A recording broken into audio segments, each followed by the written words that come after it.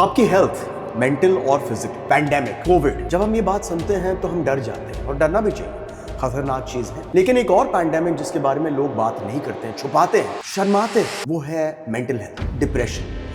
एक latest research के हिसाब से 90% लोग हमारे देश में, सिर्फ हमारे देश में, are suffering from some form of depression.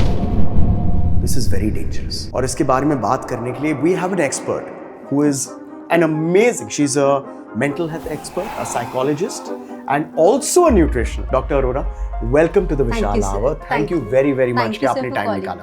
Thank you so much.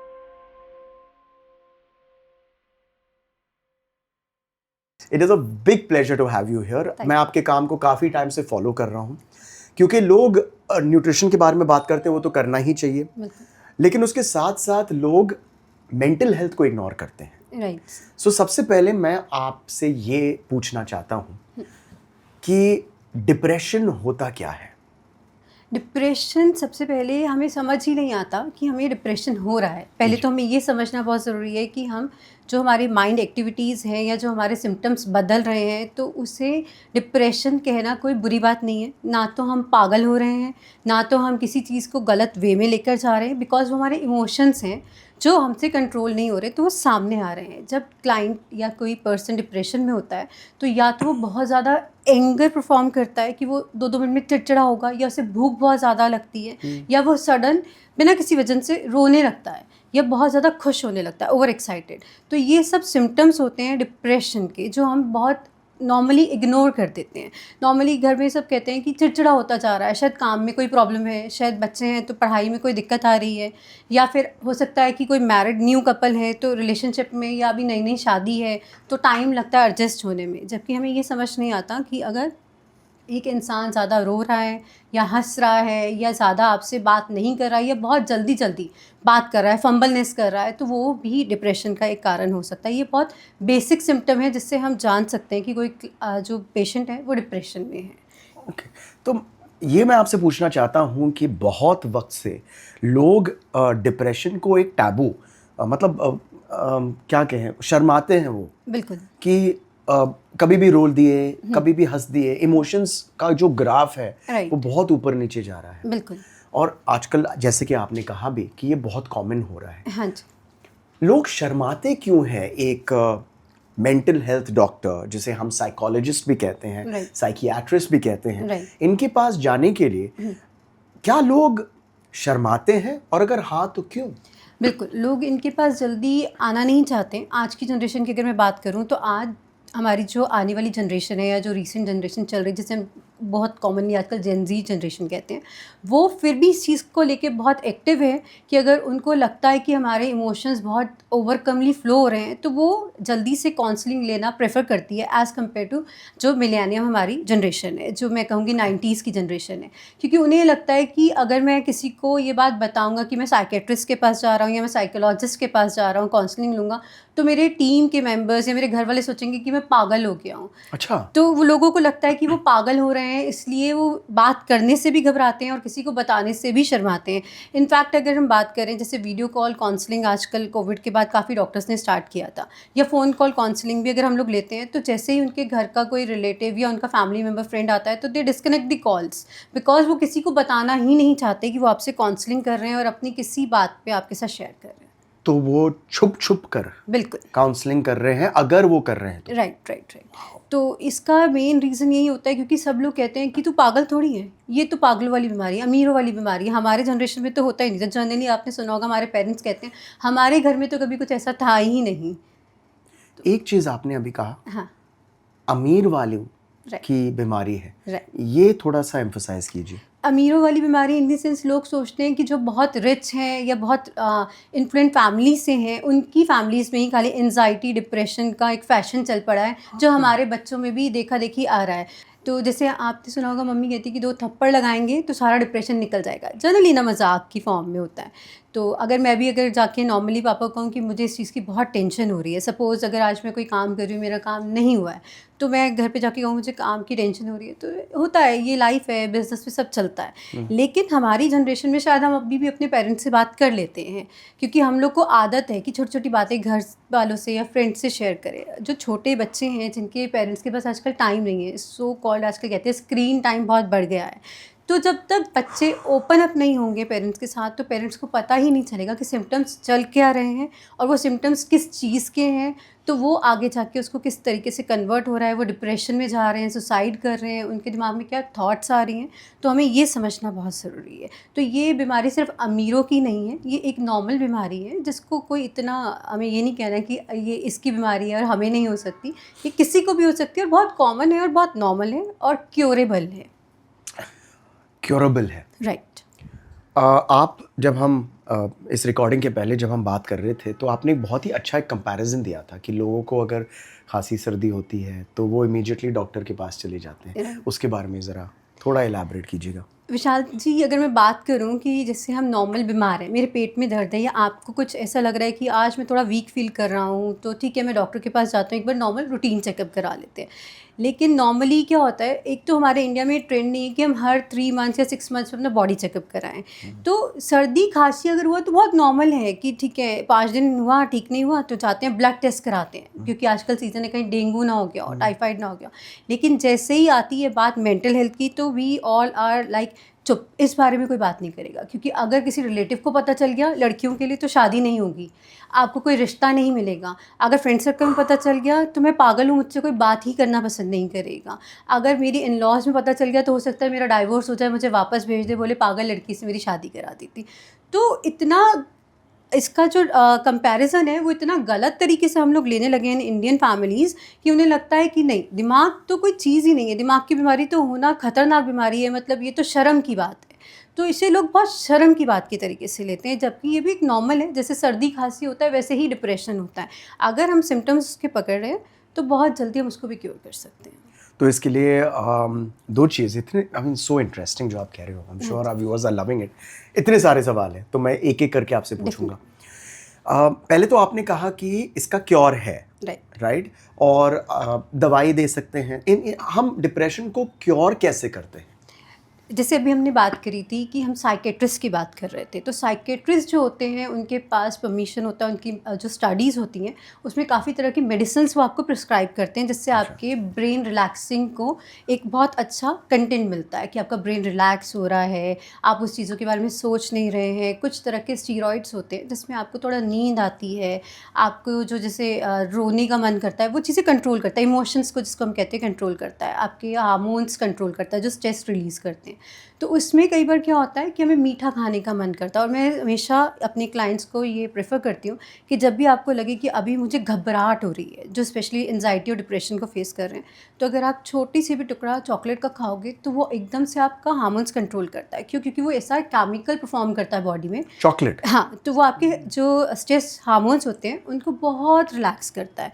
तो उस चीज़ को अगर हम ध्यान में रखते हुए अपनी थोड़ी डाइट की तरफ बात करें तो वो भी आपके हार्मोन्स को बहुत रिलैक्स करता है। एक बहुत ही सेंसिटिव बात करनी थी आपसे, जो लोग पता नहीं क्यों नहीं बात कर रहे हैं इसके बारे में।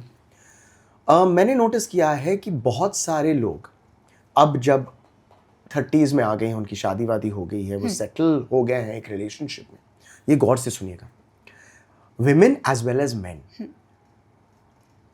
बहुत अचानक ट्रिगर हो जाते हैं, अचानक एंजाइटी में चले जाते हैं, अचानक डिप्रेशन में। बहुत सारे रीजंस हो सकते हैं, लेकिन मैंने नोटिस किया है कि अब अचानक बहुत सारे लोग डिप्रेस्ड हो रहे हैं एक रीज़न के लिए, और वो रीज़न है कि दे हैव हैड सम बुरा सेक्सुअल एक्सपीरियंस एक ज़िंदगी के एक बहुत ही अर्ली स्टेज में, या तो किसी ने उन्हें मोलेस्ट किया है या उससे ज़्यादा, भगवान ना करे। राइट।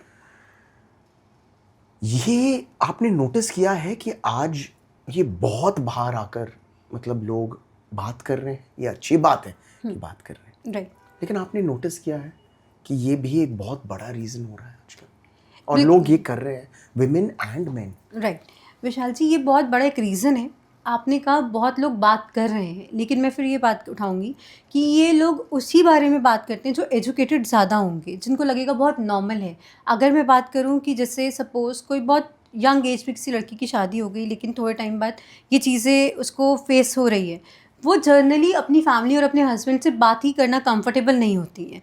तो द थिंग इज़ दैट कि एक टाइम आता है जब आपकी बॉडी में चेंजेस आते हैं आफ्टर मैरिज, या आपने 30 में अगर शादी करी है तो ऑब्वियसली दैट इज़ नॉट कि आपकी बॉडी 25 वाली ही रहेगी, उसमें हार्मोन्स में बहुत चेंजेस होते हैं, मूड स्विंग्स बहुत ज़्यादा होते हैं, जिस वजह से हमारा सेक्शुअल लाइफ भी इफेक्ट होता है। और कई बार हम बात करें तो लाइफस्टाइल की, फिर बात करते हैं डाइट की, उस वजह से भी हमारे हार्मोन्स में बहुत चेंजेस आते हैं। तो we are not easily comfortable कि हम किसी के साथ सेक्शुअली प्रेफर करें, या नॉर्मल हम उसके साथ सेक्शुअली यूज टू हो जाए। जैसे अब आपने बात करा कि बहुत जो एज में 30+ वाली जो लेडीज़ हैं जिनके साथ कुछ पुराने एक्सपीरियंस रहे होंगे, बिल्कुल चीट का भी एक्सपीरियंस हो सकता है कि पुराने रिलेशनशिप में उनको इस तरह से क्रिटिसाइज़ किया गया हो, सेक्सुअल मोलेस्टेशन, बिल्कुल बिल्कुल हो सकता है। वो तो ज़्यादा खतरनाक है, बिल्कुल वो ज़्यादा ट्रॉमा क्रिएट करता है। और मैं मैम स्पेसिफिकली उसकी बात कर रहा हूँ, because I want to address this, it's a responsibility I would like to take very responsibly and carefully कि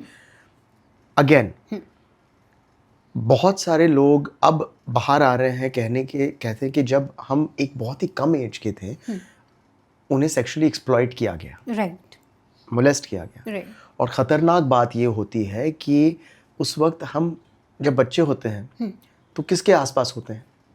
घर वालों के पास होते हैं, बिल्कुल, जो आप ट्रस्ट करते हैं। राइट, और अगर वही आपके साथ ऐसा करे, और आजकल लोग इसके बारे में बहुत बात कर रहे हैं, अनफॉर्चुनेटली हर एक के पास ये मौका नहीं होता, ये नो हाउ नहीं होता है कि उनको वो करेक्ट कर सकते हैं एक सर्टेन एक्सटेंट। ये जो ट्रॉमा हो गया है, राइट, मैं चाहता हूं कि आप प्लीज इस पर्टिकुलर एग्जैक्ट टॉपिक को एड्रेस कीजिए और इन्हें बताइए कि अगर इनके साथ ये हुआ है तो वो अब, अगर उनकी एज 30 है, 25 है, 35 है, अगर उनके साथ बचपन में कुछ ऐसा हुआ है तो वो अब क्या कर सकते हैं?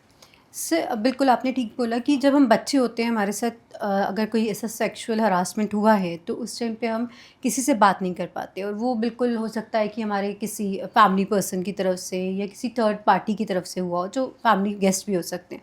तो अगर ऐसा हुआ है और उस चीज़ को लेकर अभी तक आपका बैगेज है, तो आप बिल्कुल एक साइकोलॉजिस्ट के पास या फिर अपनी गायनिक के पास भी, मैं कहूँगी, खुल के इस बारे में बात कर सकते हैं। क्योंकि जब तक आप उस बारे में बात नहीं करेंगे आपका आउटबर्स्ट नहीं निकलेगा। इसे शर्म करने वाली कोई बात नहीं है, क्योंकि इसमें कोई भी आपकी गलती नहीं है, आपका कोई ऐसा उसमें पर्पस नहीं था कि आपने जान के किसी के साथ ऐसा किया, वो आपके साथ हुआ है। You are a victim and it's not a victim, I will say कि हुआ, पास था, गलती उस इंसान की थी। बट अगर हम उस चीज़ को लेके बैठे रहेंगे तो ऑब्वियसली हमारा मेंटल हेल्थ जो है वो ख़राब होगा और हमारा पर्सनल रिलेशनशिप भी ख़राब होगा। If you are not comfortable with your partner, with your family, you can come to a counsellor. वो बिल्कुल आपकी जो बात है बिल्कुल प्राइवेट रखी जाती है, कहीं पर उस चीज़ को खुलने नहीं दिया जाता है।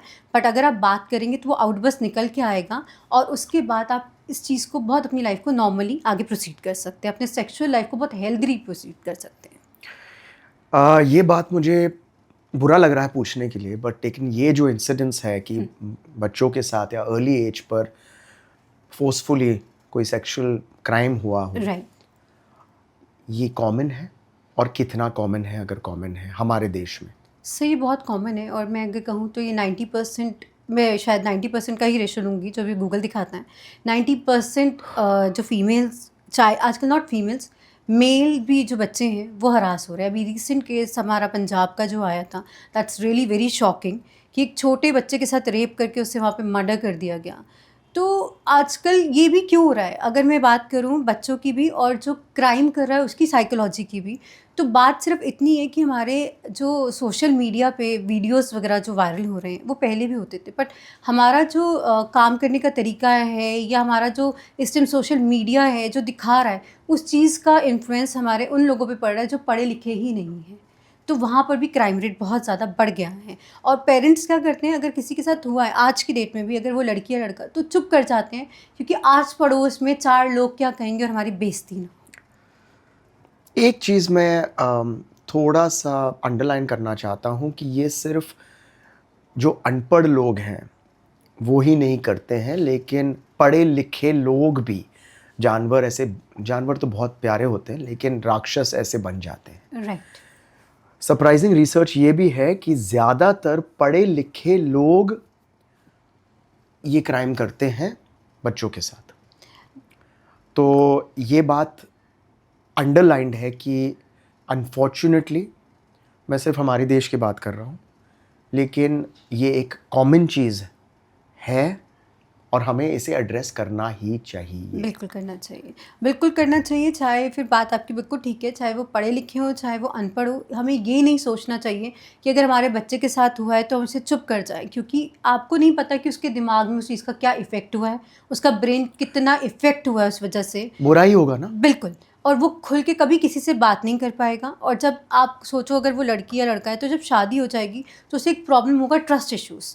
टच करने, वो अगर कोई उसे टच करेगा तो उसे वहाँ पे घिन आएगी कि वो चाहे उसकी लाइफ पार्टनर है, तो वो दोनों की लाइफ आगे जाके स्पॉइल करेगा। तो 4 लोग क्या कहेंगे या रिलेटिव्स क्या कहेंगे, उससे बेटर है कि पहले आप सोचो कि आपके बच्चे की ज़िंदगी कहाँ जा रही है, आपके बच्चे की ज़िंदगी आगे फ्यूचर कैसा होगा। कहीं वो कोई ऐसा स्टेप ना उठा ले जिस वजह से आपको ये सोचना पड़े कि काश मैं उस टाइम पे उसकी बात सुन लेती। तो शर्म करने की बजाय आप किसी साइकोलॉजिस्ट के पास या किसी प्रोफेशनलिस्ट के पास जाके बात ज़रूर कीजिए, क्योंकि वो एक तरीका है जहाँ पर दुनिया को भी पता नहीं लगेगा। अगर वो आपका कंसर्न है, जो ज़्यादातर कंसर्न होता है, परफेक्ट।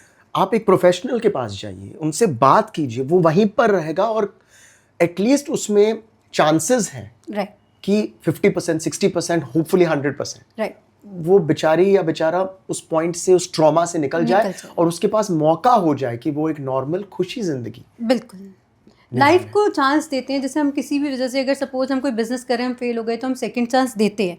ये तो नहीं कि हम बंद करके घर में बैठ जाते हैं कि अब हमसे कुछ नहीं होगा। तो ये भी एक नॉर्मल, आप समझो कि हमारे साथ कुछ एक्सीडेंट हुआ है, हम सेकंड चांस देंगे। और मैं कहूँगी अगर आप सेकंड चांस दोगे तो 90% चांसेस हैं कि आप उस चीज़ में से निकल जाओगे। Very nicely said. और आप सेकंड चांस किसको दे रहे हो? अपने आप को। अपने आप को। अरे अपने आप को तो हम 100 चांसेस देना चाहिए। बिल्कुल, है ना? बिल्कुल। और आजकल तो सर आपने देखा होगा, अगर कोई डाइवोर्स भी ले रहा है तो दे आर वेरी हेल्दीली कि अब हम डाइवोर्स ले रहे हैं तो उसका भी हम शूट करा रहे हैं, क्योंकि हम एक लाइफ से फ्री हो रहे हैं, हम सेकंड लाइफ में मूव ऑन कर रहे हैं। तो इसको भी हम इसी तरह से लें कि एक एक्सीडेंट हमारे बच्चे के साथ हुआ है और हम किसी डॉक्टर के पास जा रहे हैं, उसे सेकंड लाइफ दे रहे हैं जो उससे ब्यूटीफुल होगा और वो उससे निकल जाएगा। एग्जैक्टली। आगे बढ़िए। बहुत ही प्यारी चीज़ मैंने सुनी थी कि हम इंसानों को यहाँ पर धरती पे बनाया गया है खुशी के लिए। ये हमारा हक है कि हम खुश रहें। कुदरत हमारे लिए खुशी के इंग्रेडिएंट्स हैं, टूल्स हैं। राइट। हमारे लिए जो पूरी दुनिया बनी है वो हमारी खुशी के लिए है। हाँ जी, बिल्कुल। और हम पता नहीं खुद को क्यों। और एक और चीज़ है कि एक विक्टिम एटीट्यूड जो है वो क्लियर है कि हमें आगे बढ़ना है इससे, लेकिन उससे वो तो वो अपनी ज़िंदगी इतनी आराम से जी रहा है, नॉर्मल जी रहा है या जी रही है, जिसने हमारे साथ ये किया है। इस पर आप क्या कहोगे कि उनके कंट्रोल में तो नहीं है, तो वो कैसे छोड़े? क्योंकि मैंने नोटिस किया है कि वो भी एक पॉइंट होता है जिसकी वजह से जो विक्टिम है या जिसके साथ ये हुआ है वो आगे नहीं बढ़ पाती है या बढ़ पाता है। तो ये इस पर्टिकुलर टॉपिक में आप थोड़ा सा एम्फसाइज कीजिए कि वो कैसे हैंडल करें। देखिए सर, जिसने हमारे साथ गलत किया, either in a form of sexual harassment या मेंटल आपको कोई टेंशन है या कुछ भी आपके साथ हुआ है, तो मैं ये कहूँगी, आपने बहुत अच्छा नोट सुना होगा कि जो करके चला गया वो तो अपनी ज़िंदगी बहुत खुशी से जी रहा है और हम वहीं पे अटके हुए हैं, हम अपने आप को सज़ा दे रहे हैं। तो हम सज़ा उसको नहीं दे रहे, हम खुद को दे रहे हैं। व्हेन वी थिंक कि ठीक है कर गया, अगर हम उससे फॉरगेट कर दे, फॉरगिव कर दे। मैं ये नहीं कह रही कि आप उसको भूल जाओ, आप आगे बिल्कुल कॉन्शियस रहो, अपनी लाइफ को उस तरीके से मूव ऑन करो और आप अपने आप को नेक्स्ट स्टेप में जाने से पहले बी अवेयर कि हम किसके साथ जा रहे हैं, उसे समझो। लेकिन हाँ, फॉरगेट इट, बिकॉज उसके लिए नहीं, अपने लिए उसको फॉरगेट करना और फॉरगिव करना बहुत ज़रूरी है, क्योंकि जब तक वो चीज़ यहाँ रहेगी हम आगे मूव नहीं कर सकते। वो हमारे अंदर रहेगा, वो ग्रिज हमारे अंदर रहेगा, हम विक्टिम वाली फील रहेगा। तो हम भगवान नहीं हैं, हम दुनिया में आए हैं, हम गलतियाँ भी करेंगे और उनसे सीखेंगे भी। दैट्स अ वेरी गुड कि आपने सुना होगा कि जो गलती है वो एक बहुत बड़ा लेसन है, टीचर है, वो हमें कुछ देकर ही जाता है। तो ठीक है, अगर वो कुछ कर गया तो वो हमारे लिए एक गॉड का लेसन था कि हमने उससे कुछ सीखा है। तो please forget that and move on. वो आपको करना बहुत ज़रूरी है। आपको अगर रिवेंज लेना ही है तो आप अपने आप को ठीक करके उससे ऊपर पहुंच के वो रिवेंज लो कि ठीक है, तुमने उस पॉइंट पे वो चीज़ की थी और आज वो ये सोचे कि यार मैंने इसके साथ ये किया था, बट देन टू ये तो दोबारा खड़ा होकर उस पॉइंट पे पहुंच गया जहाँ मैंने सोचा भी नहीं था। तो ये करना बहुत ज़रूरी है। That is your revenge. Amazing, that is your revenge. और ऑफ कोर्स अभी हमारे इंडियन गवर्नमेंट ने बहुत, और जुडिशरी इतना स्ट्रॉन्ग हो गया है कि उन्होंने अभी ही हाल ही में, correct me if I am wrong, लेकिन रूल्स आए हैं कि अगर आपके साथ कोई सेक्सुअल एक्सप्लॉयटेशन हुआ है, चाहे वो 20 साल 30 साल पहले भी हुआ है, आप अभी भी जाकर specially as a woman and even for boys and men, आप जाकर उसे आज भी रिपोर्ट कर सकते हो and it will be done like a proper fair trial. तो डोंट फॉरगेट दैट कि अपने आप को सजा मत दीजिए किसी और दरिंदे के गलतियों की वजह से. बिल्कुल. अपने आप को टॉर्चर मत कीजिए. जी, बहुत ही इंपॉर्टेंट टॉपिक था और बहुत ही आई एम सो हैप्पी कि आपने इसको एड्रेस किया, क्योंकि बात ही नहीं करते हैं लोग इस बारे में और इतना कॉमन चीज़ है. तो गाइज प्लीज़, अगर आपको सॉरी लेकिन अगर आपके साथ अगर पर्सनली कुछ ऐसा हुआ है या आप किसी को जानते हो कि किसी के साथ ये हुआ है, आप प्लीज़ सटली, बहुत ही अच्छी तरह से, जेंटली इस पर एक्शन लीजिएगा, क्योंकि आपकी ज़िंदगी खुशी के लिए है. अपने आप को टॉर्चर मत कीजिएगा, किसी और की गलती की वजह से अपने आप को पनिश मत कीजिए, उम्र कैद की सज़ा मत दीजिए and don't do that. As a friend मैं कहूँगी इसे बहुत हेल्दी वे में लीजिए कि हुआ तो क्या हो गया, सबके साथ होता है, लेकिन मैं इसका रिवेंज अपने आप को सक्सेसफुल बना के दूँगी या दूंगा. एग्जैक्टली. मेंटल हेल्थ और न्यूट्रिशन में क्या कनेक्शन है, और अगर है तो क्या है? विशाल जी, ये बहुत अच्छा क्वेश्चन है जिसमें मैं बहुत दिन से बात भी करना चाह रही थी और मैंने काफ़ी क्लाइंट्स को समझाया भी है कि जो हमारा मेंटल हेल्थ है और जो हमारा न्यूट्रिशन है वो बिल्कुल इंटरकनेक्ट है, और अगर हम मेंटल हेल्थ का केयर नहीं करेंगे तो न्यूट्रिशन बिल्कुल वर्क नहीं करेगा. अच्छा, तो क्या होता है मतलब जब हम जितना भी एक्सरसाइज करें, जितना भी अपने न्यूट्रिशन पर ध्यान रहे, स्लीप पर, जो भी हम बहुत ही हेल्दी लाइफस्टाइल अगर जी रहे हैं, लेकिन मेंटली अगर हम ठीक नहीं हैं, मतलब डिप्रेस्ड है या कुछ इफेक्ट है, तो वो रिजल्ट नहीं आने वाला है. राइट. अब आपने जनरली सुना होगा, जैसे मुझे भी होता है कि काम का बहुत लोड है, बहुत प्रेशर है, मैं जिम ज्वाइन करती हूँ, स्ट्रेस हार्मोन्स रिलीज़ होंगे. देन टू वो कितनी देर के लिए रिलीज़ होंगे, जितनी देर मैं एक्सरसाइज कर रही हूँ, चाहे मैं एग्रेसिवली कर लूँ 1-1.5 घंटा, लेकिन जब मैं वापस अपने वर्क प्लेस पे आऊँगी तो वो चीज़ें वहीं पे रिकॉल्स करने लगती हैं. तो सबसे पहले हमें ये जानना बहुत ज़रूरी है कि जो हमारा दिमाग है, मेंटल हेल्थ है, उससे ठीक करना है. वो ठीक है तो आपकी हेल्थ बहुत अच्छे से ठीक हो सकती है. आप डाइट कर सकते हो, आप अपना वेट लॉस कर सकते हो, वेट गेन कर सकते हो, सब चीज़ें वहीं से चलती है. तो वी हैव टू नो कि food is a nutrition but mental health is a emotion. तो इमोशंस को समझना बहुत ज़रूरी है. Beautifully said. और एक चीज़ मैं हाईलाइट करना चाहता हूँ, जो आपने कहा है कि लोग डिस्ट्रेस करने के लिए एक्सरसाइज करते, बहुत बढ़िया बात है, करना चाहिए.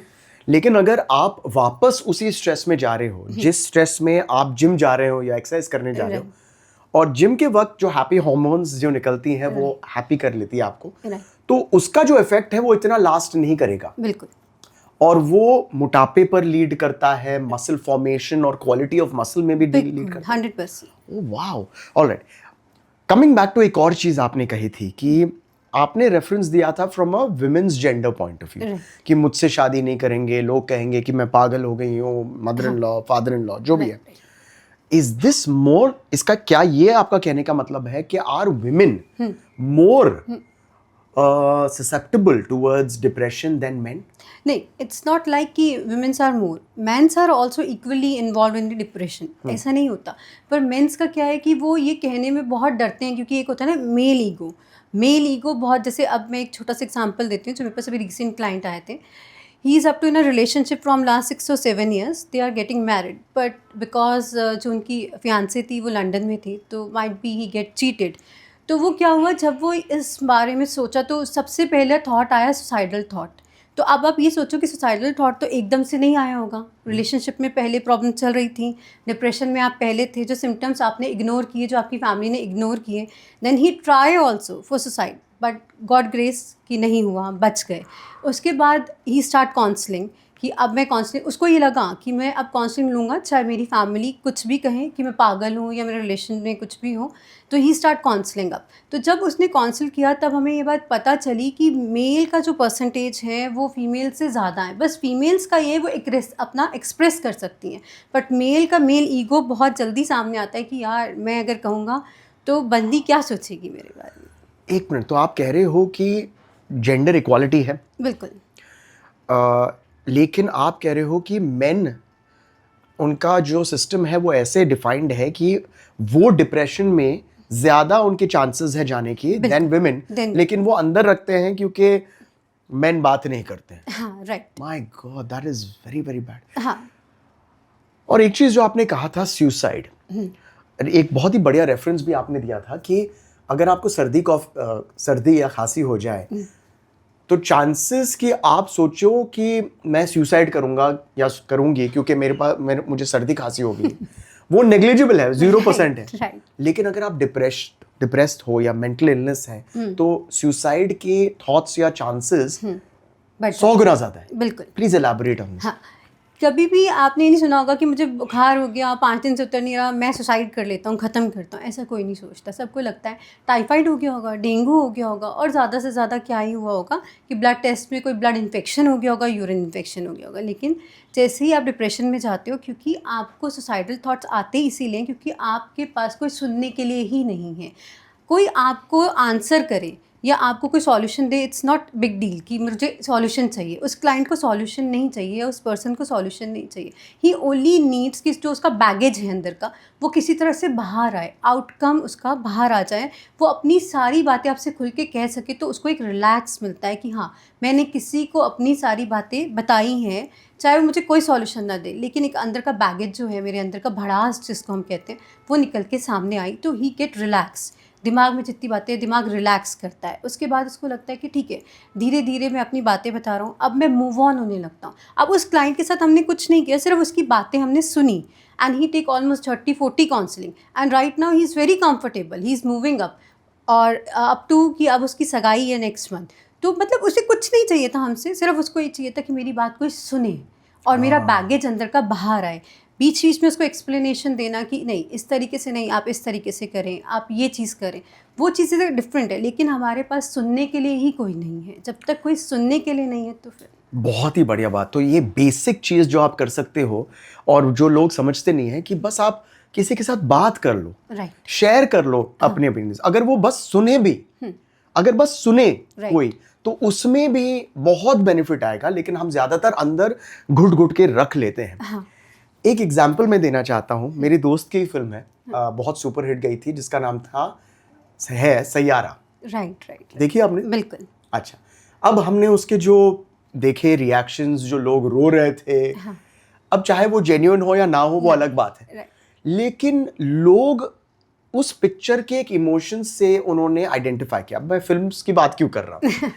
ये इसलिए क्योंकि एक जनरेशन है जो लव रिलेशनशिप्स को एक तौर से देखते हैं. बिल्कुल. ऑलराइट. और वो आउटबर्स्ट जो था, हाँ, तो क्या वो जैसा रिएक्शन हेल्दी है? क्या रोना अच्छी बात है? प्लीज बताइए. बिल्कुल. आपने जैसे बात करी, उस पिक्चर में हमने काफ़ी लोगों को देखा आउटबस्ट करते हुए, अपनी भड़ास निकालते हुए. दैट्स वेरी नॉर्मल और बहुत अच्छा है. ये चीज़ वहाँ पर हुई. अगर वो ये चीज़ घर पर करते, पेरेंट्स के साथ करते, ये ना सोचते कि कोई मुझे ये बोलेगा हाँ मैं रिलेशनशिप में हूँ, मुझे पिटाई ना पड़ जाए, 2 चमाट मारो ठीक हो जाएगा. राइट. तो अगर ये चीज़ घर पे होती तो शायद वो चीज़ वहाँ पर थिएटर्स में नहीं होती. तो ये चीज़ होना एक नॉर्मल है कि आप रो रहे हो. मैं तो कहूँगी अच्छा है. जितना आप अपने अंदर का आउटबर्स्ट है, भड़ास ऐसे रो के निकालोगे तो आप डिप्रेशन में जाने के चांसेस आपके कम हो जाते हैं. तो वो चीज़ अगर मैं कहूँ पिक्चर से, बिल्कुल आपने जैसे अभी बोला कि आजकल की जनरेशन में अफेयर्स हैं, रिलेशनशिप्स हैं, चीटिंग बहुत है, सिचुएशनशिप्स, बहुत कुछ हमने सुना है इस जनरेशन के बारे में. तो ये चीज़ें बहुत नॉर्मल हैं. तो ये चीज़ अगर मैं कहूँ, आपने जैसे बोला रो के निकाला, तो ये सबसे पहले अगर मैं पीछे आऊँ तो हमारी जो पीछे की जनरेशन है, जो हमारे पेरेंट्स की जनरेशन है, उन्हें ये समझना बहुत ज़रूरी है कि आजकल की लाइफस्टाइल के हिसाब से ये चीज़ें बहुत नॉर्मल हैं. तो अगर आपका कोई बच्चा, क्या नॉर्मल है? ये नॉर्मल को आप डिफाइन कीजिए फ्रॉम अ पर्सपेक्टिव ऑफ जो लोग हमें देख रहे हैं. लेट्स से 16-17 ईयर्स के एज में से 15-16, इतना कम, राइट अप टिल से 25-35. एक कॉमन इमोशन है, राइट. उसके बारे में बात कीजिए. और ये नॉर्मलाइज क्या होता है? हाँ, तो ये जो हम 15, 16, 17 वाली जनरेशन है, पहले तो हमें ये समझना ज़रूरी है कि ये टीनेजर्स हैं. ये एक स्टेप से छोटी एज से निकल के टीन एज में जा रहे हैं. तो हार्मोन्स चेंज होते हैं बॉडी के. तो आपके जितना भी इमोशन बर्स्ट आउट होता है इस टाइम पे बहुत ज़्यादा बच्चों में होता है. तो नॉर्मल से मेरा कहने का मतलब है कि रिलेशनशिप में जाना, फ्रेंडशिप करना, एक नई एक्साइटमेंट होती है. पहले हम जैसे छोटे होते हैं, बच्चे जाते हैं स्कूल में, तो एक लड़के से भाई वाली फील आती है कि ये मेरा भाई है, ये मेरा फ्रेंड है, या दोस्त है, ये दोस्त है. तो फिर उसके बाद जब 15, 16, 12, 13, क्योंकि आजकल की जनरेशन थोड़ी सी जल्दी चल रही है, तो 12, 13 तक जाते जाते they have a new emotions कि हाँ इसके साथ मेरा क्रश है, ये मेरा बॉयफ्रेंड है, क्योंकि ये जनरेशन आजकल इस चीज़ में ज़्यादा आ गई है। तो दैट्स हमें ये चीज़ पेरेंट्स को समझनी बहुत ज़रूरी है कि ये चीज़ें नॉर्मल होती हैं, ये हार्मोन्स चेंज नॉर्मल है, ये बायोलॉजिकल है, इसको कोई नहीं रोक सकता। ये पहले भी होते थे, ये आज भी होते हैं, लेकिन क्योंकि अब लाइफस्टाइल बदल गया है, खाने का तरीका बदल गया है, तो वो थोड़ा अर्ली स्टेज में हो रहे हैं। तो अगर आपका बच्चा आकर ये कह रहा है कि मम्मी उसने मुझसे ऐसे बात करी, या उसको कुछ ऐसा आपको फील हो रहा है कि दे हैव सम फीलिंग्स, तो उसे सुने, उसे नॉर्मल ले। ये ना बोले ये गलत बात है, लड़कों से बात नहीं करना, स्कूल नहीं जाना, गर्ल्स स्कूल में भेज देंगे, ताकि वो चोरी चोरी छुपे छुपे ये सब बातें करें, ये सब चीज़ें घर वालों से छुपाएं, ताकि कल को अगर उनके रिलेशन में कुछ भी प्रॉब्लम आता है तो they do not go on a depression या स्ट्रेस, एंजाइटी। जिस वजह से आपने सुना होगा स्कूल में बच्चे गए, उन्होंने सुसाइड कर लिया, पेरेंट्स को पता ही नहीं चला, वो कह रहे हैं कल तक तो बिल्कुल ठीक था, लेकिन सडनली स्कूल वालों ने ऐसा क्या कह दिया। तो ये स्कूल वालों ने नहीं कहा, ये चीज़ें जो उनकी लाइफ में चल रही हैं हम सुनना ही नहीं चाहते, क्योंकि हमारे लिए वो चीज़ें नॉर्मल नहीं है, हमारे लिए वो चीज़ें गलत हैं। तो ये मेंटालिटी चेंज करना बहुत ज़रूरी है। It's so amazing and scary भी है कि इमोशंस, और बहुत आपने अंडरलाइन बहुत ही बढ़िया तरीके से की कि हर जनरेशन्स के रिक्वायरमेंट्स और उनके इन्वायरमेंट और कल्चर अलग होते हैं। बिल्कुल। तो हम अपने बच्चों को या हम अपने पेरेंट्स ने जैसे एक सिचुएशन को हैंडल किया है वो हम नहीं कर सकते, हमें इवॉल्व करना है। राइट। हम ये नहीं बोल रहे हैं कि यार कुछ भी करने दो, हाँ। अभी जनरेशन चेंज हो गया तो go and have a physical relationship earlier. नहीं। हाँ, बिल्कुल। एक बैलेंस कीजिए, बिल्कुल। सीखिए इसके बारे में, थोड़ा रिसर्च कीजिए। और बहुत ज़रूरी है कि जब आपके हाथ से बात निकल जाए या आप समझ रहे नहीं हो, हाथ से बात निकल जाए वो तो बहुत देर की बात है, लेकिन जब आपको समझ में नहीं आ रहा कि क्या हो रहा है, आप एक प्रोफेशनल के पास जाइए। बिल्कुल। जैसे कि आप हाँ। HGL, Right. that's the name of tell us what is HGL? वो क्या? Actually, HGL is a healthy and graceful lifestyle. It's our brand. Oh, तो what a lovely name. क्या है? Thank you, sir. Healthy है, and graceful lifestyle. graceful बहुत ही important होता है। Right. जैसे कि आप हैं। Thank you so ji. Much sir. तो इस ब्रांड को स्टार्ट करने का जो मेरा मेन मोटिव था वो यही था, क्योंकि एज अ न्यूट्रिशनिस्ट मैंने बहुत वर्क किया है, बहुत लोगों का ट्रांसफॉर्मेशन हुआ है, दैट्स रियली गुड। बट फिर मुझे ऐसा लगा कि कोई मेंटल हेल्थ के बारे में बात ही नहीं कर रहा है। सिर्फ खाना इंपॉर्टेंट नहीं है, वही बात, जब तक हमारा ब्रेन सेटिस्फाई नहीं होगा तो कोई चीज़ सेटिस्फाई नहीं होगी। तो जैसे भी आपने कहा कि हमने किसी को छूट नहीं दिया कि आप ये गलत काम करो जाके, वैसे ही लोगों को ये समझना ज़रूरी है कि चाहे छोटा बच्चा है जो आपको हैंडल आउट नहीं हो रहा है, तो आपको चाइल्ड साइकोलॉजिस्ट की बहुत ज़रूरत है जहाँ पे आप जाके चीज़ें समझ सको। तो हम उसी में HGL में क्लाइंट्स की काउंसलिंग भी करते हैं, और कुछ जैसे लेडीज़ की अगर मैं बात करूं, जैसे किसी के हस्बैंड का एक्स्ट्रा मेंटल अफेयर है जिस वजह से उनको डिप्रेशन है, तो वहाँ पर डाइट का भी ध्यान रखा जाता है और उनका मेंटल हेल्थ का भी पूरा ध्यान रखा जाता है। सो अगर कोई आपसे कंसल्ट करना चाहता है तो आप मतलब अवेलेबल ऑल इंडिया हो, ऑनलाइन हो, फिजिकली है, ये भी बता दीजिए। क्योंकि देखिए मैं ये क्लियरली बताना चाहता हूँ कि हमारा जो इंटेंशन है is to help people. Right. तो अगर वो आपके पास आए और उनसे आप उन्हें हेल्प कर सके तो ये बहुत बड़ी बात है। बिल्कुल विशाल जी, हमारा जो क्लिनिक है वो दिल्ली में पंचायबा क्लब रोड पे है। वहाँ पे फिजिकल अपॉइंटमेंट्स के लिए हमारे पेज पे नंबर गिवन है, मैं आपके साथ शेयर कर हाँ, मैं वो डेफिनेटली आप हमारे डिस्क्रिप्शन में देखिए, ये हम नंबर डाल देंगे वहाँ पर। और एनी अदर वे कि फिजिकली अगर कोई कैलकाटा में बैठा है या जैसे कि हम आज मुंबई में बैठे राइट, और आपसे बात करना चाहते हैं, कंसल्ट करना चाहते हैं, हाँ, तो उसके लिए हमारे पास वीडियो कॉल का ऑप्शन है, क्योंकि हमारे पास जो क्लाइंट्स हैं वो मोस्टली दुबई और कनाडा से बहुत ज़्यादा हैं, तो हम उनकी भी काउंसलिंग ऑन कॉल करते हैं। वीडियो कॉल्स पे वो अपॉइंटमेंट लेके बिल्कुल हमसे कंसल्ट कर सकते तो मैं एक सवाल पूछना चाहता हूँ, तो मेरे दिमाग में आ रहा है। डॉक्टर के पास जब हम जाते हैं, जो खांसी सर्दी के लिए जाते हैं, तो हमें मालूम है कि GP का ये कॉस्ट तो होने वाला है। राइट। मैं बस कॉस्ट ही पूछूंगा, लेकिन मैं आपसे ये पूछ रहा हूँ कि हम सबको ऐसा लग रहा है, और आपने पहले भी कहा था कि ये अमीर लोगों का ये एरिया है। राइट। हाँ, महंगा होता है? नहीं बहुत, सर, मतलब इट्स नॉट कि बहुत महंगा होता है काउंसलिंग करना, डिपेंड करता है क्लाइंट के केस के ऊपर। बट ऐसा नहीं है कि अगर किसी के पास पैसे नहीं है और वो काउंसलिंग के लिए आना चाहे तो वो आ नहीं सकता है। कुछ परसेंट पे हमने फ्री ऑफ कॉस्ट भी रखा हुआ है क्लाइंट्स के लिए जिनको बहुत ज़रूरत है और जो नहीं पे कर सकते, because we are not in a business, we are in to a health kind of a thing. तो उसमें एज अ डॉक्टर हमारा सबसे पहला टारगेट आता है वो आता है कि हमारे क्लाइंट्स ठीक होने चाहिए। पैसे तो आ ही जाएंगे, तो it's not like a business. So कुछ परसेंट हमने फ्री रखा है, तो बिल्कुल जो लोग अफोर्ड नहीं कर सकते वो भी मुझे कनेक्ट कर सकते हैं, उनके लिए भी हमने स्पेशल काउंसलिंग आवर्स रखे हैं। प्लीज़ आई रिक्वेस्ट यू, अगर आप किसी को जानते हो या अगर आप खुद थोड़े से आप समझ नहीं पा रहे हो कि आपके इमोशंस इतने ऊपर नीचे क्यों जा रहे हो, या आप एंग्जाइटी में हो, स्ट्रेस में हो, या फिर बेसिकली अगर आप समझ नहीं पा रहे हो कि आपका जो वर्कआउट है, न्यूट्रिशन है, वो इतना इफेक्ट क्यों नहीं कर रहा है, आपने सुन लिया, आप बात कीजिए, reach out, it will be nice, क्योंकि आपका भी इम्प्रूवमेंट आई एम श्योर अच्छा ही होगा इससे, बिल्कुल और सर। क्या होगा, अच्छा ही होगा।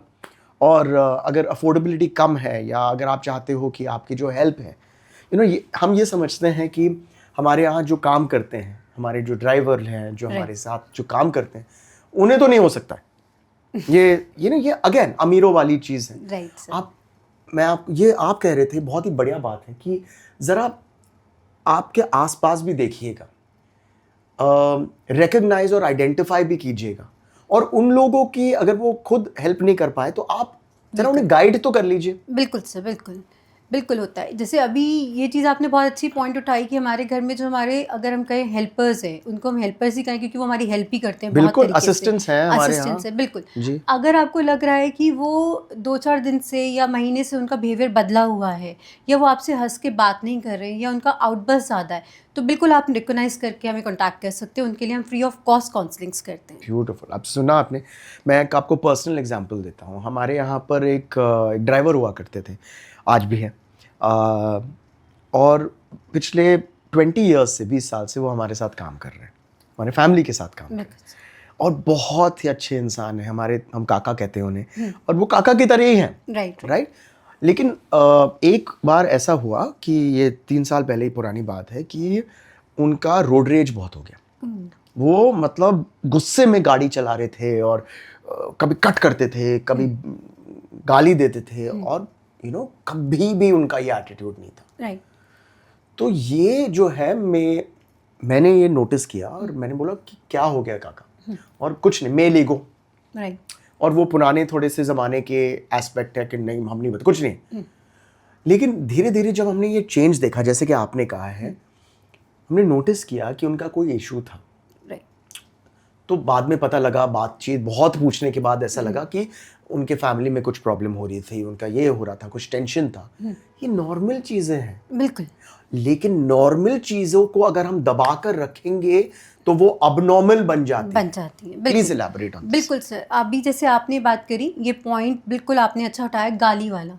इसमें क्या होता है, आपने देखा होगा कि कुछ बच्चे बहुत नॉर्मल होते हैं, बहुत फैमिली ओरिएंटेड होते हैं, जिन्होंने कभी कोई गाली दी ही नहीं होती, वो सडनली इतनी एक्सट्रीम गालियाँ देनी शुरू कर देते हैं। तो वो भी एक पॉइंट है आपके गुस्से का, एंगर का, जो डिप्रेशन में नज़र आता है। अब जैसे अभी आपने बोला कि उनकी फैमिली में प्रॉब्लम्स थे, जो कि बाद में जाके पता चले। बहुत बार होता है कि हमारे ऑफिस गोइंग, आजकल जो आपने कॉर्पोरेट वर्ल्ड देखा है, उसमें कई बार वर्क प्रेशर बहुत ज़्यादा है, कई बार टीम अच्छी नहीं है, कई बार मैनेजर आपको हरास कर रहा है, उस वजह से भी आपके आउटबर्स्ट आते हैं। और अगर आप इस चीज़ को दबाते चले जाते हैं, तो आउटकम कुछ नहीं होता, क्योंकि हमारा दिमाग जो है वो इतना ज़्यादा बंद हो चुका होता है। आइदर आप उसमें डिप्रेशन में जाते हैं। इसका डिप्रेशन का एक और अगर मैं सिम्टम कहूँ तो ब्रेन हैमरेज आपने सुना होगा। उसमें क्या होता है कि जैसे हम डिप्रेशन में हैं, बहुत गुस्सा है, बहुत एंगरनेस है, हम किसी को नहीं बता रहे, मेल ईगो या फीमेल शर्म के मारे, तो धीरे धीरे क्लॉट्स भी बनने शुरू हो जाते हैं। तो वो आपका ब्रेन हैमरेज की तरफ भी जाता है, बीपी शूटअप करना शुरू कर देता है। और जैसे ही आपने सुना होगा, बीपी शूटअप से भी ब्रेन हैमरेज हो जाता है, क्लॉट्स हो जाते हैं बॉडी में, जो एकदम से, अगर मैं कहूँ अटैक आ गया, कार्डियक अटैक आ गया, वो भी एक स्ट्रेस का बहुत बड़ा रीज़न है। आजकल आप देख रहे हैं न्यूज़ में कि 30s और 20s और इस एज में मेन एंड वुमेन को हार्ट अटैक हो रहा है। ब्रेन हेमरेज तो बहुत ही नॉर्मल सी चीज़ होगी। और एक कनेक्शन जो आपने कहा है, जब हम स्ट्रेस हो जाते हैं ना, तो मसाज के लिए जाते हैं ना कभी कभी, और बोलते, वो जो मसाज कर रहे हैं, अरे गांठ आ गए। बिल्कुल। तो अगर मसल्स में फिजिकली गांठ आ सकते हैं, गांठ होता क्या है, मसल्स कॉन्ट्रैक्ट हो जाते हैं, स्टिफ हो जाते हैं, वो ही होता है ना कुछ, ब्लड गाढ़ा होना, ब्लड। लेकिन ये एक गांठ आना, am I right in saying this, बहुत ही लेमैन की तरह बोल रहा हूँ, कि ये तो ब्रेन में भी क्लॉट्स की तरह आ क्लॉट्स जाता की है तरह हो जाता है और ये स्ट्रेस की वजह से, बिल्कुल। एंग्जाइटी की वजह से। अच्छा सर, ये ना कोई समझता नहीं है कि ये स्ट्रेस और एंजाइटी की वजह से है। उन्हें लगता है कि शायद हो सकता है मैंने कुछ ज़्यादा एक्सरसाइज कर ली है, या मेरे खाने में कोई ऐसा केमिकल चला गया है जिस वजह से क्लॉटिंग बॉडी में होना शुरू हो गया है, या हो सकता है ब्लड इन्फेक्शन हो। नॉर्मली इंसान सोचता है ब्लड इन्फेक्शन, बट आधे लोगों को यही नहीं पता होता कि वो मेन जो कॉज है वो आपका स्ट्रेस और टेंशन, डिप्रेशन है। मैं ये नहीं कहूँगी कि आजकल लाइफ में स्ट्रेस और डिप्रेशन, टेंशन्स नहीं है, आप रह ही नहीं सकते इसके बिना, क्योंकि हमारा लाइफस्टाइल ही ऐसा बन चुका है कि हम लोग अगर सुबह उठे हैं तो हमें पता है कि हमें आज ये काम करना है, तो हमें वो दिमाग में शुरू से चलता रहता है, either we are on holidays, we are on work, या हम कहीं पे भी हो, क्योंकि फ़ोन हमारे पास है और हमें काम करना ही करना है। बट इससे रिलैक्स होने के लिए, जैसे आपने सुना होगा फिर से वही बात कि लोग कहते हैं अमीर करते हैं कि आप योगा करो, मेडिटेशन करो। इट्स नॉट लाइक अमीर करते हैं। आपने सुना होगा इंडिया तो एशियंट है योगा से, योगा टीचर्स हमारे पास पहले से थे, तो हमारी तो जो पुरानी जनरेशन है वो ही योगा करती आ रही। तो आखिर उसका कोई तो रीज़न है ना कि हम अपने माइंड को रिलैक्स करना चाहते हैं। पहले टाइम में क्यों नहीं होता था डिप्रेशन? क्योंकि हमें टेंशन्स नहीं होते थे, हमें इतना वर्कलोड नहीं था। अब बच्चों की लाइफ में अलग वर्कलोड है, हमारी लाइफ में अलग वर्कलोड है। सोशल मीडिया बहुत ज़्यादा है, जिस वजह से अगर मैं कहूँ सोशल मीडिया का आपने पॉइंट बहुत अच्छा उठाया, आप तो इससे बहुत फैमिलियर होंगे। जैसे ट्रोलिंग आजकल बहुत चल पड़ी है, तो ट्रोलिंग भी एक बहुत रीज़न है कि डिप्रेशन में लोग बहुत जल्दी आ जाते हैं। बिल्कुल। मैं फिल्म लाइन में आपको बता देता हूँ कि हमारे बारे में सबको एक ओपिनियन है और होना चाहिए, लेकिन जैसे एक्सपीरियंस होता गया कि लोग कमेंट्स में, आप खुद देख लीजिए कमेंट्स, ज़्यादातर बहुत अच्छे होते हैं, बहुत प्यार भरा होता है, और कोई बुरे भी होते हैं। बिल्कुल। एक लेवल पर जब आप एक कंस्ट्रक्टिव क्रिटिसिज्म दे रहे हो या क्रिटिसिज्म दे रहे हो, नो प्रॉब्लम, बहुत ही अच्छी बात है, हमें उसे सीखना चाहिए। बिल्कुल। कि आप गेस्ट को काट रहे हो, आप बात नहीं कर रहे हो, सीखूंगा मैं उससे और सीख रहा हूँ। आई होप मैं आपको डिस्टर्ब नहीं कर रहा हूं। नहीं। लेकिन एक बार एक टाइम ऐसा भी आ जाता है जब हम ऐसे मैं पर्सनली अगर 1 या 2 100 में से 1 या 2 पढ़ लूँ, रिकग्नाइज हो जाता है कि भाई ये अपना भड़ास निकाल रहा है, राइट, ये अपने फ्रस्ट्रेशंस निकाल रहे हैं, और अच्छी बात है। हाँ, क्योंकि आपने कहा था कि आप अपना भड़ास निकालो, लेकिन कंस्ट्रक्टिव तरीके से निकालो। राइट, लेकिन निकालो भाई। हाँ, राइट। क्योंकि अगर आप एक बॉटल ले लो और उसे भरते रहो तो एक पॉइंट पर तो निकलेगा, वॉल्केनो इरप्ट होता ही है। बिल्कुल, very true. So do that in that sense. अब सर, जैसे आपने बोला कि मैं उस कमेंट को बहुत नॉर्मली ले रहा हूँ कि निकालो, भड़ास निकालो, that is because you are very experience. तो आप इस लाइन में हैं, इस फील्ड में हैं, लेकिन जो अगर मैं बात करूँ यंगस्टर्स हैं, जो नए एक्टर्स इस फील्ड में आ रहे हैं, या अगर जैसे मैं बात करूँ हम डॉक्टर्स जैसे आजकल आ गए हैं सोशल मीडिया पे, क्योंकि आना पड़ा कोविड के बाद, तो हम लोग उस चीज़ को इतनी जल्दी, या नॉर्मल एक इंसान उस चीज़ को नहीं ले पाता है। And specially women also, unfortunately. क्या मैं सही कह रहा हूँ कि women are more the victims of trolling and harassment on social media than men are? Definitely, because इसका एक पॉइंट फिर मैं कहूँगी कि वुमेंस का जो इमोशनल लेवल होता है वो बहुत वीक होता है, स्ट्रेस लेवल बहुत वीक होता है। आपने सुना होगा, एक इसका एग्जांपल मैं आपको देती हूँ कि प्रेगनेंसी के टाइम पे या मीनोपॉज के टाइम पे हार्मोन्स चेंज होते हैं, उसमें हमारी पूरी बॉडी एक तरह से अगर मैं कहूँ तो नई बनती है, नई डेवलप होती है।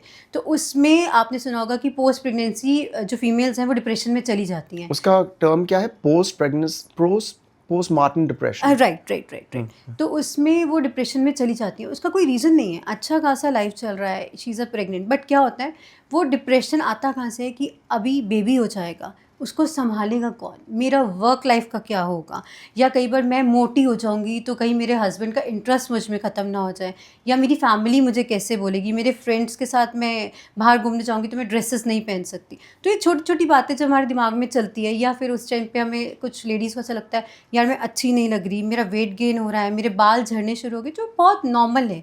क्योंकि क्या होता है हमारी बॉडी के अंदर जो प्रोटीन या हमारे एंजाइम्स बन रहे होते हैं वो 2 लोगों के लिए काम कर रहे होते हैं उस टाइम पे। So sweet है। तो ये चीज़ मिराक्युलस है ये ट्रू, ये एक ब्लेसिंग है जो हमें समझना बहुत ज़रूरी है, स्पेशली यंग वुमेंस के लिए, कि हम उस चीज़ को कवर अप कर सकते हैं बाय डाइट, बाय मेडिसिन्स, कोई बड़ी बात नहीं है। बट अगर आपको ऐसा कुछ फील हो रहा है तो आप अगर अपनी मदर इन लॉ से कंफर्टेबल नहीं है तो अपनी मदर से बात कीजिए।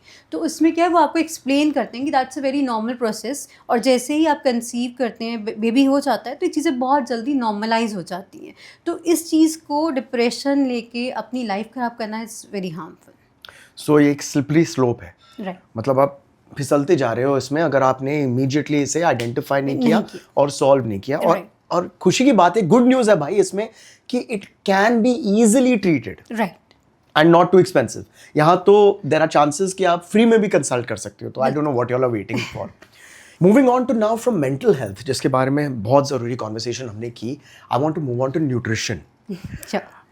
सब कह रहे कि हाँ यार हम मोटे हो रहे हैं यार, कुछ नहीं हो रहा है यार। तो सबसे पहले मैं सबके लिए पूछ ही लेता हूँ सबसे बेसिक सवाल, भाई अगर मोटापा कम करना है तो नॉर्मल जिंदगी में, फेस्टिविटीज के वक्त जिंदगी में हमें क्या करना चाहिए? बेसिक्स सर मैं बहुत अच्छा फंडा रखती हूँ इस बारे में कि अगर आप पहले तो सर कौन है? आप मेरे सर से बात करें, पूरे विशाल से बात कीजिए।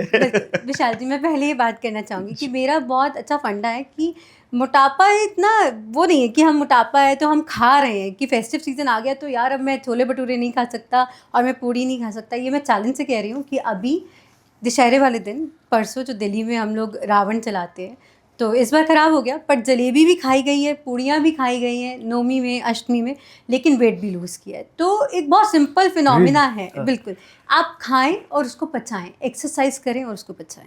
बैलेंस बहुत ज़रूरी है लाइफ में। ओके, तो सबसे 4 अगर आप 4 चीज़ कह सकते हैं या 5 चीज़ फंडामेंटल जो घर पे बैठे अगर हम स्टार्ट करना चाहते हैं हेल्दी बनने के लिए, तो वो क्या है? सुबह सबसे पहले आपको कोई ज़रूरी नहीं है 7 बजे उठना है, लेकिन जब भी आप उठें सबसे पहले आप पानी इंटेक ज़रूर कीजिए, क्योंकि बॉडी के लिए बहुत ज़रूरी है कि हम गरम, ठंडा, जैसा भी आपको पसंद है आप ले सकते हैं। उसके बाद ब्रेकफास्ट मिस नहीं करना है। चलिए पानी पी लेते हैं, चीयर्स करके पानी, इसमें पानी है बॉस, चीयर्स। और पानी पी लेते हैं, पानी पियो, आप भी पियो। आप जब ये वीडियो देख रहे हो, कहीं पर भी देख रहे हो, थोड़ा सा पानी लीजिए और पॉज करिए और पीजिए। हाँ जी, नाउ प्ले इट अगेन। तो उसके बाद ब्रेकफास्ट मिस नहीं करना। हमारी बहुत ज़्यादा मिथ है कि ब्रेकफास्ट तो मैंने इतने सालों से नहीं किया तो मैं नहीं करती। सबसे इम्पॉर्टेंट मील होता है हमारे डे का कि ब्रेकफास्ट, क्योंकि जब हम रात को सो के उठे हैं तो हमारी बॉडी में बहुत तरीके के एसिड प्रोड्यूस होते हैं। तो उसके बाद आपने सुना होगा इंडियन डाइट में चाय के लिए हम दीवाने हैं, बिना चाय के तो हमारा कुछ होता ही नहीं। सर दर्द की दवाई चाय, बुखार की दवाई चाय। तो चाय जब हमारी बॉडी में जाती है तो वो एसिड प्रोड्यूस करती है। तो बिना कुछ खाए अगर हम चाय ले रहे हैं, that is also very wrong. फिर हम पेंटासिड के डोजेस लेते हैं, फिर इंजेक्शंस लगवाते हैं गैस की, एसिडिटी हो जाती है। तो हमें ब्रेकफास्ट मिस नहीं करना है। ब्रेकफास्ट के बाद अगर आप वर्किंग है तो वैसे ही आपकी वॉक हो जाती है, घर में है तो आप 5 मिनट की वॉक कीजिए। फिर अपना नेक्स्ट मील आप 1-1.5 घंटे में फ्रूट्स या कुछ भी मिड मील्स लीजिए, फिर लंच कीजिए, फिर इवनिंग स्नैक्स, फिर डिनर। और सोने से पहले एक छोटा सा टिप है कि आप अजवाइन वाटर अगर लेते हैं तो आपकी डाइजेशन के लिए बहुत अच्छा है। अच्छा, तो इससे आपको 6 पैक तो नहीं आने वाला है, लेकिन एटलीस्ट आपका जो स्टाइल है, हेल्थ जो है वो बैलेंस में। ऑफ कोर्स क्या खाना है, कितना खाना है, वो तो डॉक्टर साहिबा ये आपको बताएंगी जब आप उनसे मिलोगे। लेकिन अभी आप इन्हें कुछ बताना चाहते हैं कि बेसिक्स किससे दूर रहना चाहिए, कम करना चाहिए, ज़्यादा करना चाहिए खाने में? बेसिक हमें अगर मैं बात करूँ दूर रहना चाहिए तो ज़्यादा हमें जो मैं कहूँगी फास्ट फूड है उससे थोड़ा सा दूर रहना चाहिए। छोड़ नहीं देना चाहिए पर दूर रहना चाहिए। और एक हमारी जो मिथ है कि हम देसी घी खाएंगे तो मोटे जाएंगे, देसी घी से हम कभी मोटे नहीं होते। अच्छा, मैं आपको एक पर्सनल चीज़ बताना चाहता हूँ। हाँ जी। 30 साल से मैं सिर्फ और सिर्फ देसी घी में खाना खाता हूँ। अब ये तो बहुत अच्छा एग्जाम्पल है क्लाइंट्स के लिए, आपको देखकर लोग कहेंगे देसी घी हम खा सकते हैं। खाइए, ज़रूर खाइए। बिल्कुल, देसी घी से लोगों को लगता है कि हम देसी घी खा रहे तो मोटे हो जाएंगे, जबकि desi ghee is a very good thing कि आपकी बॉडी का जो इम्यून है बढ़ाता है। बोन्स के अंदर जिसको हम कहते हैं कि हमारी ग्रीस खत्म हो गया, आपने पंजाबी में सुना होगा, है ना? तो वो जी ग्रीस खत्म हो गया जी, कड़कड़ कड़कड़ आवाज़ आती रहती है। तो वो ग्रीस हमारा देसी घी हमें देता है। अच्छा, वो लुब्रिकेंट जैसे आप गाड़ी में डालते हो ना? राइट। बिल्कुल जी। तो वो देसी, एक मिनट, आ रहा है ना? आ रही है ना? आप भी कीजिए राहुल भाई, कुछ आ रहा है आवाज़? हाँ, आपका आ रहा है? पूरा चेक करते हैं जी। तो ग्रीस खत्म नहीं होनी चाहिए तो देसी घी खाइए। देसी घी जरूर लेकिन खाना। ऐसे नहीं कि आप देसी घी भाई परोठा लो, उसमें मक्खन डालो, घी डालो भाई, लेकिन क्वांटिटी का क्या इंपॉर्टेंस है? हाँ, quantity is a very important thing कि आप जो खा रहे हो वो उसकी क्वांटिटी बहुत मैटर करती है। अब जैसे अगर मैं बात करूँ किसी के घर में बर्थडे पार्टी है तो केक अब हमें खाना है, तो हम केक कैसे खाएंगे? हम बड़ा पीस लेके नहीं खाएंगे, छोटा स्लाइस ऐसे, फिर ऐसे। राइट। तो वो क्वांटिटी मेजर करना इज़ वेरी इंपॉर्टेंट। ओके, तो जो क्वांटिटी आपको कंज्यूम करना चाहिए वो एज अ प्रोफेशनल आप उनके ब्लड वर्क को देखकर, उनके लाइफस्टाइल को Right. देखकर, उनके रिक्वायरमेंट्स को देखकर आप एक डाइट प्लान बना सकते हैं उनके। स्पेशली BMI को देखकर हम लोग BMI क्या होता है जी? बॉडी मास इंडेक्स सर, उसमें बताइए। हमें पता चलता है कि आपकी बॉडी में कितना फैट की क्वांटिटी है, कितनी आपकी बॉडी को कैलोरीज की ज़रूरत है, आपका बॉडी मास इंडेक्स ओवरवेटेड है, आप ओवरवेट हैं, आप अंडरवेट हैं या एक्सट्रीम में ओबीज हैं, तो उस हिसाब से हम आपका डाइट प्लान जो है वो रेडी कर देते हैं। अब एक छोटा सा एग्जांपल दीजिए, छोटा बच्चा है, उसको कैलोरीज की ज़्यादा ज़रूरत है। इनफैक्ट अगर 25 साल की लड़की है तो उसको जितनी कैलोरीज 2500 अगर कैलोरीज फॉर एग्जांपल ज़रूरत है तो हम उतना देंगे। तो अगर कोई ओल्ड एज में है, उसको उतनी कैलोरीज की ज़रूरत है या उसको प्रोटीन की ज़्यादा ज़रूरत है, तो उस हिसाब से डाइट प्लान जो है कस्टमाइज हो जाता है। तो according to age, according to requirement, Right. According to all these factors आप एक डाइट प्लान बनाते हो और बहुत सारे पैरामीटर्स देखते हो, ब्लड वर्क देखते हो, ये देखते हो, वो देखते हो। राइट, इसका ये मतलब है कि एक डाइट प्लान सबके लिए ठीक नहीं है, बिल्कुल लेकिन बेसिक चीजें ये है कि शक्कर कम खाओ या निकाली दो। नहीं, मैं ये नहीं कहूँगी कि आप निकाल दो, क्योंकि कोई भी चीज़ निकालना is not a good thing. हमारी हाँ। बॉडी को सब चीज़ों की नीड है, शक्कर की भी। बिल्कुल नीड है। आप एक बार बताओ, अगर हमारी बॉडी में अगर हम शुगर ही नहीं लेंगे, शक्कर ही नहीं लेंगे, तो हमारी ब्लड लेवल्स भी तो लो हो जाएंगे ना, और हमारे चेहरे पे जो चमक है वो कहाँ तो से फिर वो शक्कर हम क्या, सबसे हेल्दी फॉर्म ऑफ शक्कर क्या होता है? आप जैगरी पाउडर लो, गुड़ खा सकते हो आप उसकी तो जगह। नेचुरल फॉर्म, नेचुरल फ्रूट में जो होता है। बिल्कुल, फ्रूट में जो होता है, जो मिल्क में नेचुरल होता है। अगर आप मिल्क को, जैसे अगर आपने सुना होगा कि ये प्योर मिल्क की मिठाई है, तो अगर आप मिल्क और देसी घी की जो मिठाई आजकल पंजाब में स्पेशली देसी गाँव में मिलती है, तो उसमें कभी भी चीनी नहीं डलती, लेकिन फिर भी आप खाओगे क्या तो बात मीठी करें, होती सच्ची है। में? बिल्कुल। कहाँ है ये इसका, जो पंजाब में जो मिठाई है जो बताइए जरा। मैं जरा पंजाब जा रहा हूँ अभी, तो मैं ज़रूर मैं आपके साथ शेयर करूँगी। Thank तो you. वो जो उनका शॉप है बहुत पुराना है, तो वो कभी भी चीनी या गुड़ का इस्तेमाल नहीं करते। वो सिर्फ दूध और देसी घी को बिल्कुल उसको बना बना के, जैसे कहते हैं खोया फॉर्म में बन जाता है, Wow, तो yeah. उससे आपको बहुत अच्छी एक मिठाई मिलती है।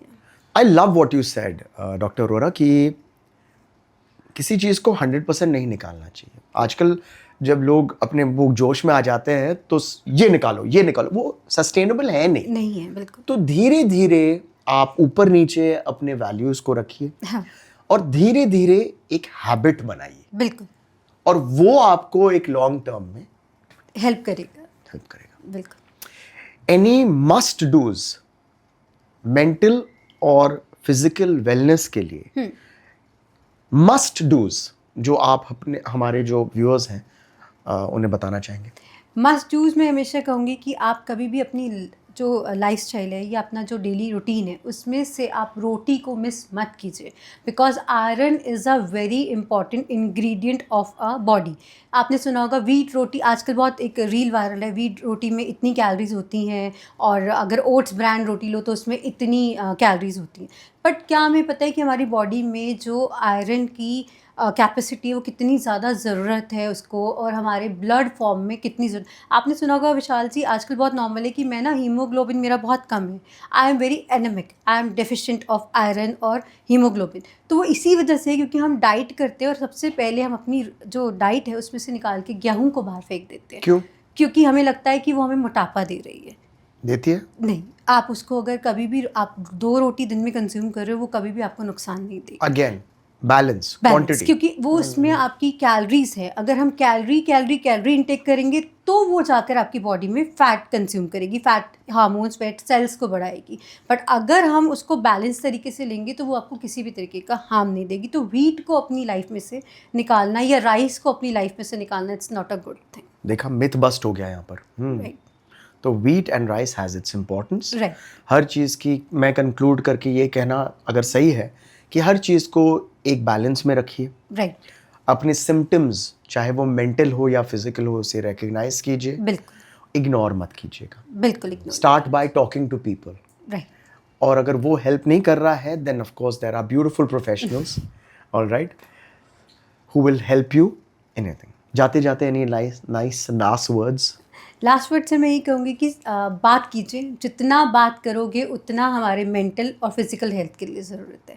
तो बात करना इज़ अ वेरी इंपॉर्टेंट। और कुछ आपने सुना होगा, कुछ लोग कहते हैं कि मैं बहुत बातूनी हूँ, that is really very good, क्योंकि आज के टाइम में वो चीज़ें ख़त्म हो चुकी हैं। देखा, तो तो जब अपनी गर्लफ्रेंड आपसे बहुत बात कर रही है, जब आपकी वाइफ आपकी बहुत बात कर रही है, मॉम बात कर रही है, या जो भी आपसे बात कर रहे हैं, ऐसे मत बोलो कि चुप रहो, बहुत बात करती है, क्योंकि it's a sign of good health. It's good to talk. और हम यही करते हैं हमारे पॉडकास्ट में द विशाल कि हम टॉक करते हैं with amazing experts who bring so much to the table. I hope कि आपने ये एपिसोड बहुत एंजॉय किया.